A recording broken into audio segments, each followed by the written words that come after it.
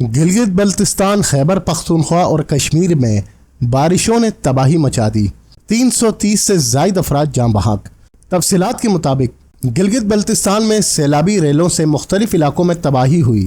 اسکردو میں بھی 5 پل دریائے برد ہو گئے، جبکہ چلاس کے اوچھار نالے میں متعدد افراد بہہ گئے، 10 جاں بحق ہو چکے ہیں۔ پشاور، مظفر آباد، خیبر پختونخوا، گلگت بلتستان اور آزاد کشمیر میں طوفانی بارشوں، بادل پھٹنے، لینڈ سلائیڈنگ اور سیلابی ریلوں نے بڑے پیمانے پر تباہی مچا دی۔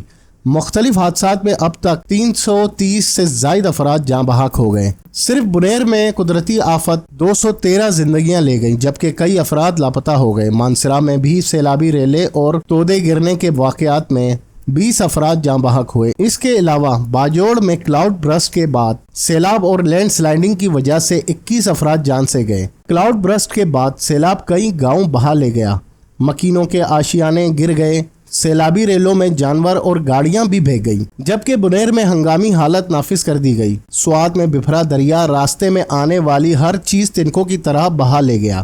مینگورہ سے گزرنے والی ندی کا پانی گھروں میں داخل ہو گیا، پانی کے ریلے رابطہ پلوں تک پہنچ گئے۔ آزاد کشمیر کی وادی نیلم میں سیلابی ریلے دریا پر بنے 6 رابطہ پل بہا لے گئے۔ مختلف حادثات میں 11 افراد جاں بحق ہوئے۔ مظفر آباد میں کلاؤڈ برسٹ سے ایک ہی خاندان کے 6 افراد سمیت 8 جاں بحق ہو گئے۔ متاثرہ علاقوں میں مزید بارشوں کی پیشن گوئی۔ نیشنل ڈیزاسٹر مینجمنٹ اتھارٹی کی جانب سے جاری تازہ ترین ایڈوائزری میں خیبر پختونخوا کے سیلاب سے متاثرہ علاقوں سمیت ملک بھر میں مزید بارشوں کی پیشن گوئی کر دی گئی ہے۔